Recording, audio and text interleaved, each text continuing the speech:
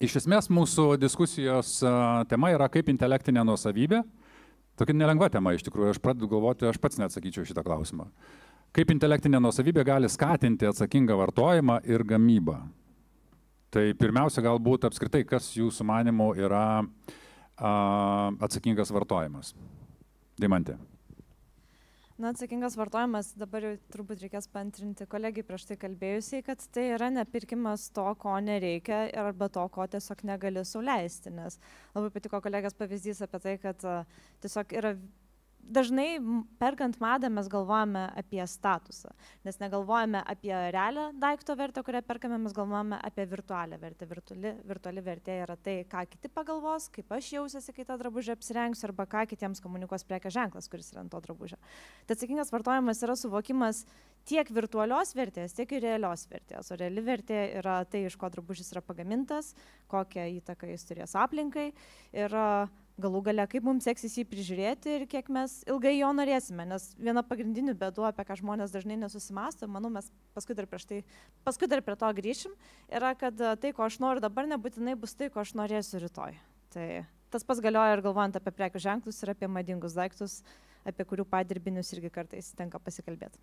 O tai apie tvarę gamybą tada kalbant, na, iš esmės vis tiek mes, jeigu perkame, mes kažkam duodam pinigus, kažkam duodam darbo, uždarbį, šeimas išlaikom ir taip toliau ir panašiai. Jeigu neperkame, mes to nedarome. Tai kaip šitoj vietoj tada išsisukti? Na, tiesiog žiūrėti, kokią informaciją galima apie gamybą surasti. Tai mano patarimas visuomet yra vienas ir labai paprastas. Pirkti drabužius ten, kuris žinote, kaip jie yra gaminami. Žinau, kad ne visuomet nuvažiuosime į fabrikus, ne visuomet patikrinsime, kaip dideli koncernai gamina drabužius, bet visuomet primenu paprastą dalyką. Lietuvoje mes turime siuvyklas, mes turime nemažai jaunosios kartos arba netgi vyresnių dizainerių. Ir yra toksai labai gajus stereotipas, kad perkant, tarkime, dizainerio Lietuvoje kūrinį, viskas bus labai brangu ir tai tikrai bus ne kiekvieno iš mūsų kišenėje. Na, iš tiesų turiu pasakyti labai paprastą turbūt faktą. Nueitumėte į daugelio dabar populiarių Lietuvos dizainerių internetinės parduotuvės ir pamatytumėte, kad vietoje 3 Zaros kelnių nusipirktumėte vienas, kurios būtų pasiūtos pagal jūsų išmatavimus. Ir kaip manot, su kuo lengviau atsisveikinti? Su kelniam, kurios pasiuvo jums kažkas, ką jūs pažįstat, ar su drabužiu, kurio galbūt niekada taip ir neužsidėsit. Tai štai tvarumas ir yra su tuo susijęs. Vilija, kas jums tvarumas yra? Mikrofonas, gal nejungtas? Į viršų čiukšt? Ar dabar girdit? Taip. Kas man yra tvarumas, aš gal asmeninę istoriją pasidalinsiu. Mano įprastai, kai tu perki internetu, dabar mes daug ką perkam internetu, reikia prisijungti prie banko. Tai aš turiu klausimą, kuris toks kontrolinis klausimas būna, ar tikrai reikia pirkti? Ir tada kartais būna taip, kad susilaikai ir sakai, ne, viskas, nebepirks. Ir to užtenka. Kartais perki tik tam, kad patenkintum savo, na, tą darai window shopping tokį. Impulsinis pirkimas būna. Impulsinį sprendimą. Jo, ir mes turbūt esame matę labai daug tų istorijų, kaip naktį prisisakai daug dalykų ir tada Amazonas ar kitas viską atneša prie durų, sako, čia kam? Ne čia tau, nes tu užsisakei.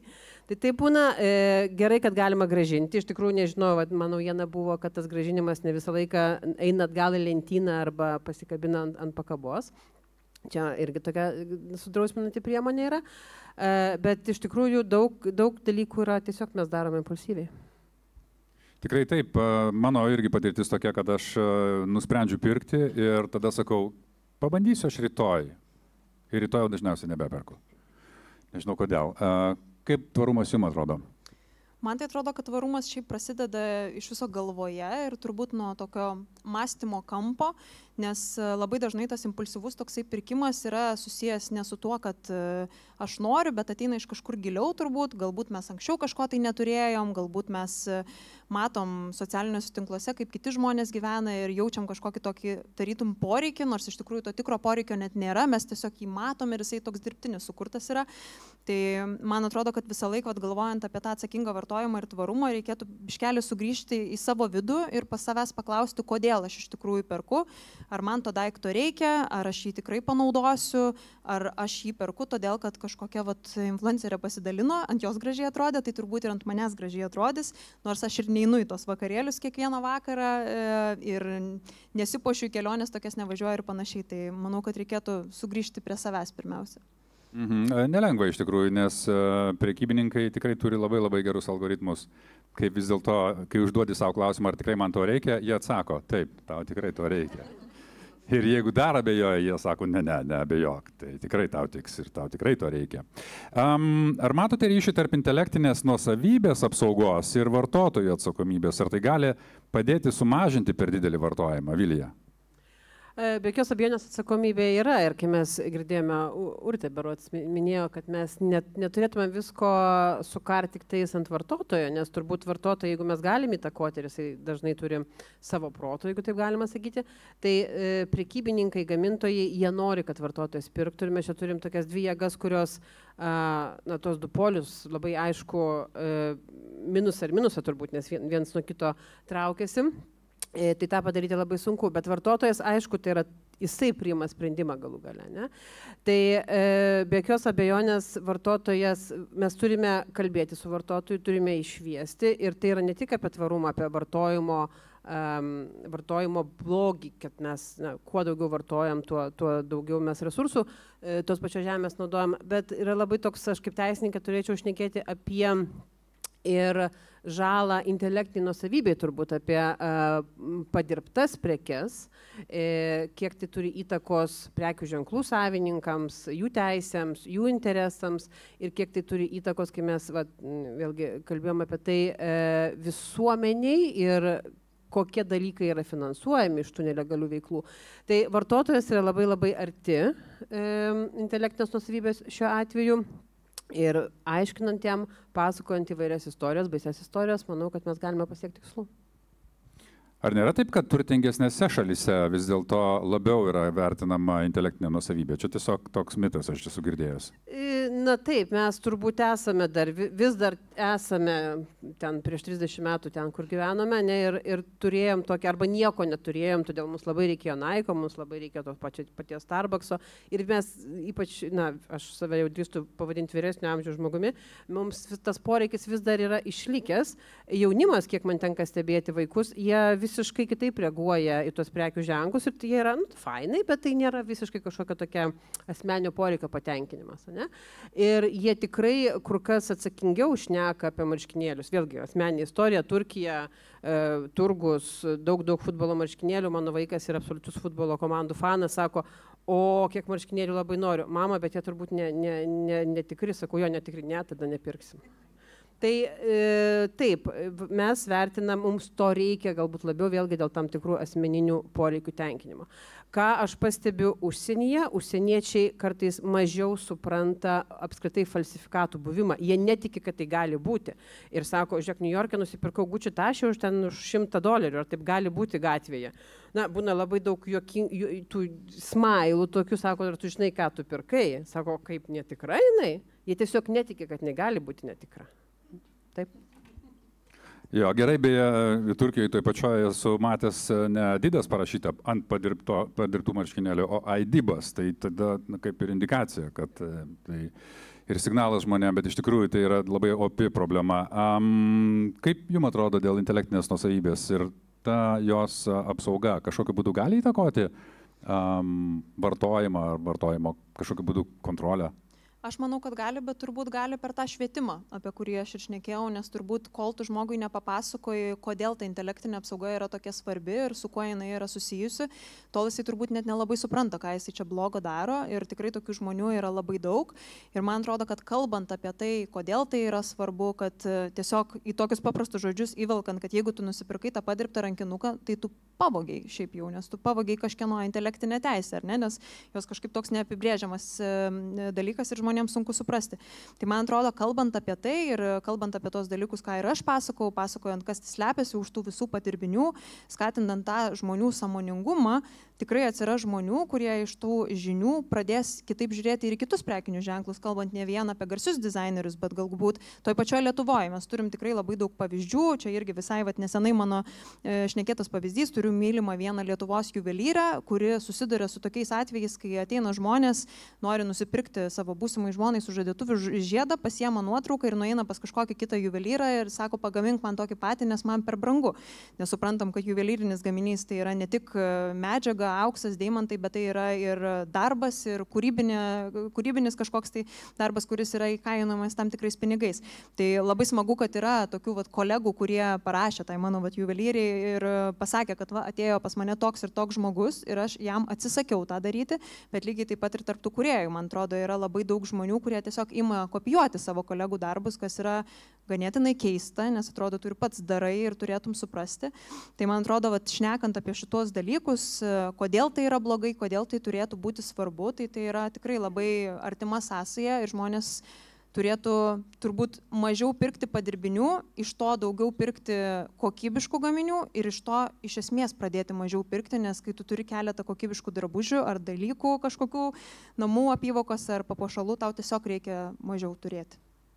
Na, žiūrint ekonominės ataskaitas, tai matome, kad Lietuva labai gerai laikosi, labai gerai gyvename, mes turime vieną iš aukščiausių, man atrodo, perkamumo rodiklių, mes galime nusipirkti jau pakankamai daug, bet toks įspūdis, kad vis dėlto mentalas atsilieka ir kažkokiu būdu norisi vis tiek pigiau, ne apie ženklą kalbam, bet pigiau. Tai Mantė, ką manai? Aš manau, kad galvojant apie brangius daiktus, tai šiais laikais dar viena įdomi nauja dimensija įsiveda, kad mes pirkdami brangų, pavyzdžiui, vardinį daiktą, dažnai pradedame galvoti, kad jeigu aš jį nusipirksiu ir išsaugosiu čekį ir išsaugosiu dėžutę, galbūt po poros metų aš jį galėsiu parduoti. Dėl to, kad žmonės mato, kad tendencijos nuolat keičiasi, kad madingi daiktai nuolat keičiasi, šiandien noriu vienos rankinės, po kelių mėnesių galbūt arba po kelių metų norėsiu kitos. Ir dėl to mes pradedam suvokti, kad galbūt mes netampame galutiniais daiktų, ypač prabangių daiktų savininkais, bet kad kada nors mes vėl tuos daiktus paleisime į rinką ir perparduosim. Nes liepsiu aš ir pati neretai su tuo susiduriu, nes, pavyzdžiui, nusipirku kažką, ko labai norėjau, po poros metų jau noriu kažko kitko, reiškia seną parduodu, naują nusipirku. Daiktai spintoje neužsibūna, o galų gale ir naujo daikto kaina pasidengia. Bet prie ko čia intelektinė teisė? Tai prie to, kad jeigu mes žinosime, kad perkame originalą ir jeigu turėsime visus dokumentus, kurie įrodys, kad mes turime originalą, mes žinosime, kad mes tą daiktą gerokai lengviau paskui vėl perleisime kažkam kitam nešioti ir kad tam kitam žmogui nekils klausimų, ar tai autentiška ar ne. Tai kartais gali būti netgi tokia gan toks praktinis momentas, kuris irgi padeda apsispręsti ar pirkti originalą, kurį paskui perleisim, ar pirkti feiką, kurio paskui net niekas nenorės. Likvidumo klausimas. Taip, Ilija. Ir čia mes turbūt jau galim pradėti kalbėti apie tą žiedinę ekonomiką, ne? Kad mes perdirbame tam tikrus daiktus, tam tikrus gaminius į kitus gaminius. Ir šitoj vietoje aš drįstu sakyti, kad intelektinės nuosavybės apsauga trukdo, nes ne visą laiką galime mes tą padaryti. Ir pavyzdžiui, nepasimkim, kad ir kokį nors Louis Vuittono sijoną, kurį perdirbam į krepšį, tiesiog sumesgam galbūt tą sijoną į Louis Vuitton krepšį, kur matosi Louis Vuitton ženklas, tokie dalykai jau bus uždrausti. Tai iš tikrųjų tvarumas ir intelektinė nuosavybė vienoje vietoje gali eiti labai, labai šalia ir vienu žingsniu ir skatinti, mes šnekame apie tai, kad tai skatina inovacijas, tai skatina geros kokybės daiktus, skatina į geresnius procesus inovatyvesnius, kas kokybė reiškia ilgesnis vartojimas, bet iš kitos pusės mes turime pakankamai nemažai ir tų stabdžių, kurie neleidžia galbūt padaryti tvaresnių dalykų. Ne? Ir teisės aktų leidėjai, vėlgi čia turi balansuoti, nes tu negali paleisti vienoje vietoje vadžių, nes nukentės kiti interesai, bet balansas tam tikras yra. Ir, pavyzdžiui, dabartinės arba paskutinės pataisos dėl ES dizaino apsaugos ir ta remonto išlyga, jinai irgi yra labai susijusi su tvarumu. Arba mes galbūt turime tą patį vieningą patentą, kuris irgi jo administravimo kaštai yra mažesni, tai irgi yra susijęs su tvarumu. Tai tas balansas yra išlaikomas, ar yra padaroma viskas, turbūt ne, ir kiekvieną kartą mes galime galvoti, kad vis galime padaryti daugiau, bet niekada negalime pamiršti ir kūrėjų, ir kitų intelektinės nuosavybės objektų savininkų teisių apsaugos. Tikrai taip. Ir aišku, antra vertus, vėl dabar galvoju apie tuos pačius kūrėjus, kurie yra pakankamai brangus, kaip Labutienas, kur pardavinėja po $6,000 batus. Ir tuos batus turbūt žmogus nusipirks vieną kartą gyvenime, arba nebepirks. Tai čia... Koks malonumas. Aš nebandžiau. Jo, malonumas turbūt padovanoti moteriai tokius batus, aš net neabejoju, beje, labai gera daina yra, bet nedainuosiu jos čia. Tai aš kalbu apie tai, kad tai tam tikrą prasme irgi galbūt filosofinis klausimas, ar tai nestabdo gamintojų ir tų kūrėjų kurti vieną vienintelį ir po to velnias žino, ar aš ilgai gyvensiu, ar aš tikrai išlaikysiu savo įmonę. Tai čia gal Crocsai yra toks labai geras pavyzdys, ne? Nes Crocsai prasidėjo čia, nežinau, prieš 15-20 metų, o dabar tas laikas taip greitai bėga. Tai buvo puikiai prekė, tik po to pasirodo, kad niekas nebeperka, nes jis turi, o jinai vis dar kokybiška, jūs su tais batais dar galima vaikščioti ir niekam nebereikia antros poros, tada prasideda nauji modeliai, galbūt kažkokios tai variacijos, bendradarbiavimas su kitais dizaineriais, bet tai yra vat istorija apie tai. Taip? Ūgai ir visi kiti. Taip. Papildysiu, kad man atrodo, kad tu kurdamas prekės ženklą, turi visą laiką įsivertinti ir suprasti, kad tau reikės kažkokių inovacijų ir tu turėsi tiesiog prisitaikinti, nes gyvenam tokiam pasauliu, kuris nuolatos keičiasi ir tu tiesiog negali kurti vieno produkto vienu kažkokiu tai būdu, sakykime, ir galvoti, kad visą gyvenimą iš jo gyvensi, nes turbūt vienas tokių paprasčiausių pavyzdžių Lietuvoje tai yra Nijolės kailiai, ar ne, kur mes pereinam į tas visas tvarias iniciatyvas, nebeperkam tikro kailio, gyvūnų apsauga, renkamės vintažą kažkokį tai, o prekės ženklas pastatys ant to.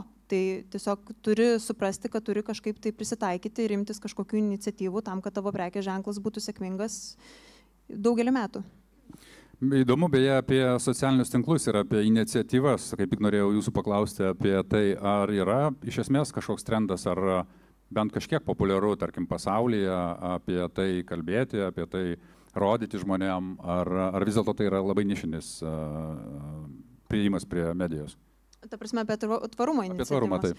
Yra, pastaruoju metu, ką ir kolegė minėjo, kad jaunimas labai yra linkęs į tas visas tvarias iniciatyvas. Ir... Tai čia tik mada, ar jie supranta, ką daro? Manau, kad ne vien mada. Yra tiek mada, tiek, pavyzdžiui, kosmetika yra irgi viena iš tų sričių, kur yra tikrai besaikis ir labai didžiulis vartojimas. Ir aš socialiniuose tinkluose labai pastebiu tokį trendą netgi, kuris vadinasi deconsumption, kur žmonės šneka, kaip jie nueina nuo to vartojimo kultūros ir ką jie daro, kad nebepirkti.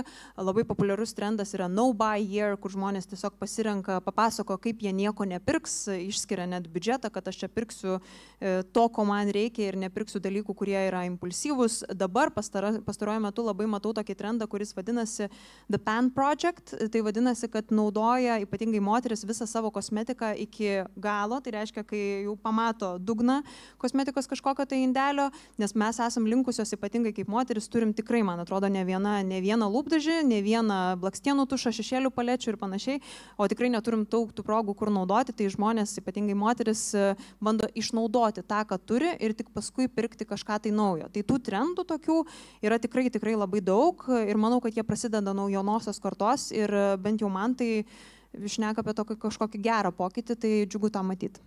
Aš perėmiau iš tėvų savo, iš boomerių žiedinės ekonomikos supratimą, nes mano, pavyzdžiui, dušo želė, šiandien irgi buvau duše, baiginėjosi jau 2 savaitę ir aš vis dapilu vandens ir galvoju, kaip tingiu pirkti. Ir tai yra ta žiedinė ekonomika, kuri buvo be abejo priverstinė tam tikrą prasme, nes nebuvo nieko ir reikėjo einant pamatyti vamzdį ir būtinai paimti jį, arba suradai varžtą, būtinai reikia paimti dėl to, kad galbūt pravers. Tai po to, reiškia, vaikam reikia po 2-3 savaitės krapštyti visą tai iš garažų ir iš sodų. Bet kalbant apie tuos trendus, apie galbūt jaunimą ir apie tvarumą, Deimante, esi kalbėjusi laidose, savo laidose?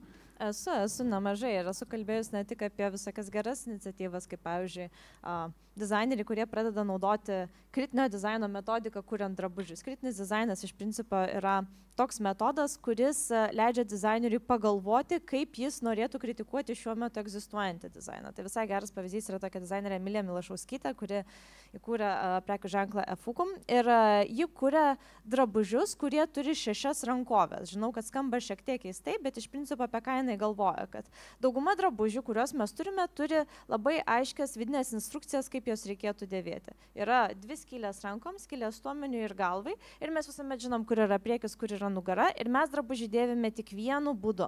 Niekaip kitaip mes jo neapsirengsime, nes, antraip jausime šiek tiek keistai.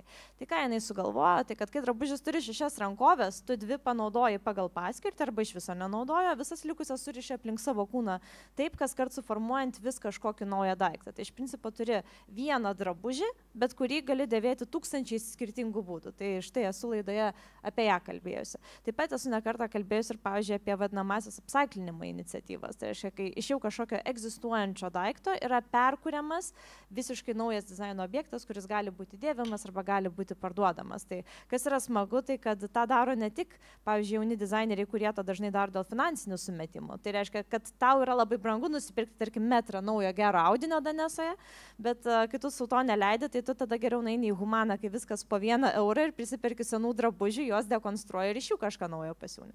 Bet šitą dalyką dabar daro ir pakankamai nemažai garsių mados namų, kurie, pavyzdžiui, kartais netgi savo neparduotus likučius sukarpo arba sutvarko ir tada iš jų pagamina naujus daiktus. Aišku, tai nėra galbūt geras verslo modelis, nes tam reikia smarkiai daugiau laiko ir smarkiai daugiau darbo jėgos negu gaminant naują daiktą arba, pavyzdžiui, tiesiog perkant naują audinį, bet yra smagu tokias iniciatyvas matyti, bet šiaip apie tvarumą tai tikrai madoje dabar kalbama daug, tik klausimas ar prasmingai. Tai paklausykite, aš pareklamuosiu LRT portale, radiotekoje, Deimantė Bulbenkaitė, tendencingai. Ačiū. Vilija, aš norėjau paklausti, man tiesiog toks klausimas iš, kažkuria prasme advokataujant tuos, kurie yra greitoji mada, ten gamina iš bet ko, bet kiek, kad greitai, pigiai ir taip toliau.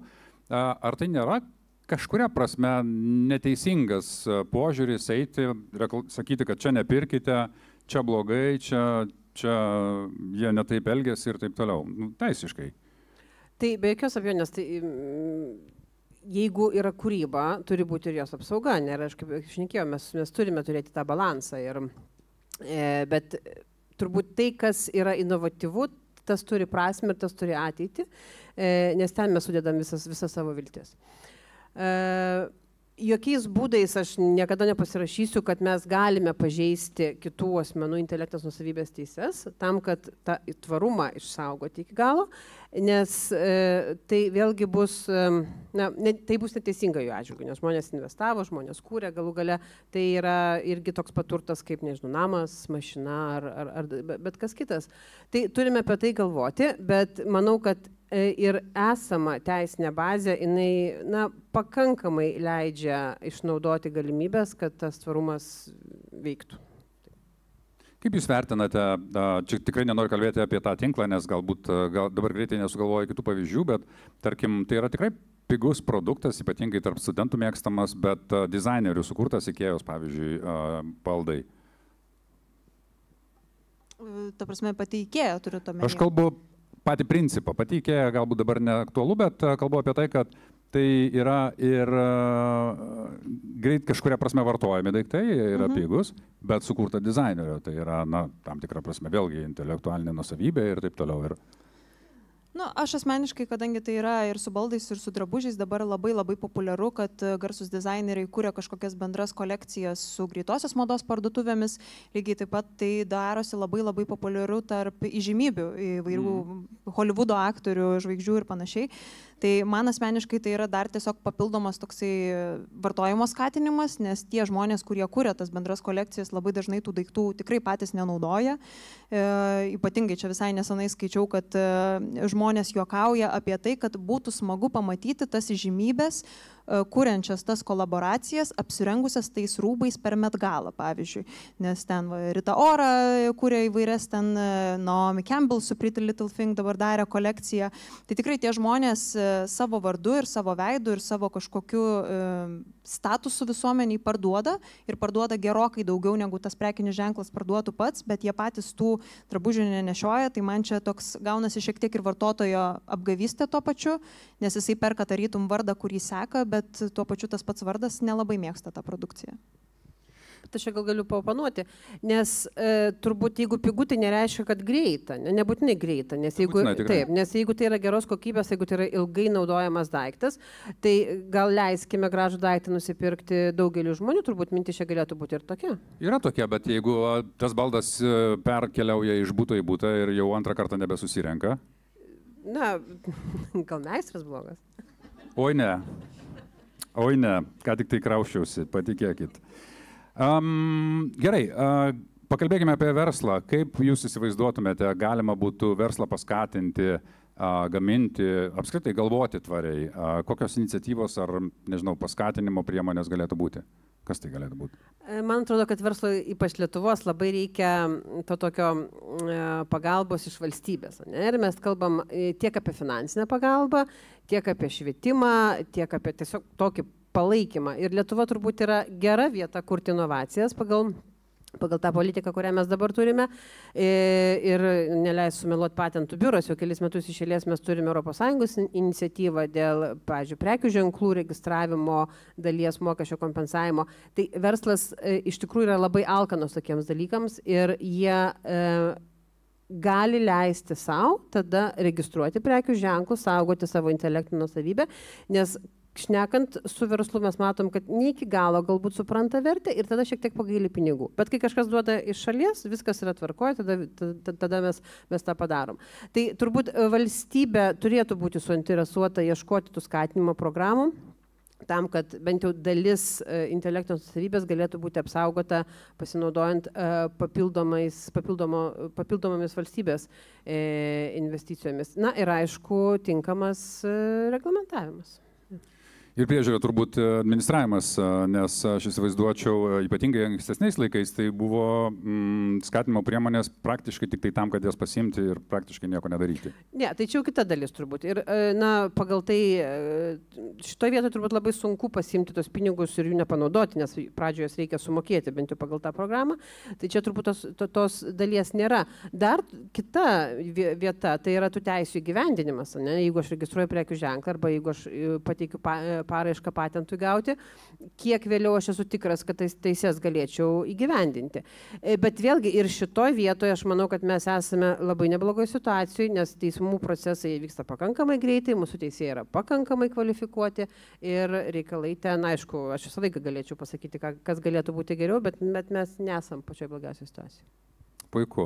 Gerai, tai pabaigai tada trumpai drūtai, įsivaizduokite dabar televiziją, didelė auditorija, jūs žiūri, Eurovizijos finalas. Sakykite, kaip gyventi tvariau? Mąstyti apie kiekvieną daiktą, kuris ateina į mūsų gyvenimą. Kaip jau esame išmokę galvoti apie maistą ir nevalgyti to, kas žinome, jog mums bus žalinga, lygiai taip pat gyventi su visais kitais daiktais. Siaubas. Aš kiekvieną kartą prekybos centre vis galvoju, nėra ką pirkti, nes dirbu maiste ir žinau, ką tai reiškia. Vilija, prašau. Aš tai visą laiką galvoju apie tai, kaip gyvens mano anūkai. Nes kaip gyvens mano vaikai, aš dar galiu įsivaizduoti, bet kaip gyvens mano anūkai, man tada darosi sunku įsivaizduoti ir stengiasi bent jau savo veiksmais prisidėti prie to, kad jie gyventų taip pat gerai, kaip mes dabar gyvenam.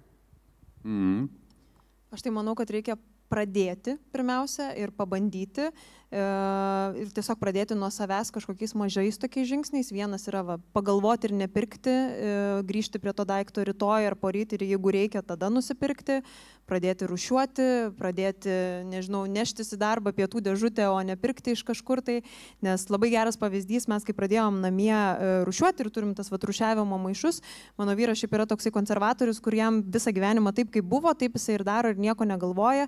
Ir kai jisai pamatė, kad tą plastiko maišą reikia išnešti kas 3 dienas kokias, nes visos mūsų atliekos yra plastikas, iš esmės. Mažai perkat. Neturim vaikų dar, tai dėl to. Tai net tokiam konservatoriam žmogui pasirodė, kad geras, mes darom kažkokį tai pokytį. Tai man atrodo, kaip Deimantė sakė, tiesiog kiekvienoj toj gyvenimiškoj situacijai pagalvoti ir atrasti dalykų, ką aš galiu padaryti ir tiesiog pradėti nuo savęs, nors tikrai nereikia permesti visos atsakomybės tik vartotojui, bet visgi viskas prasideda nuo pačių mūsų.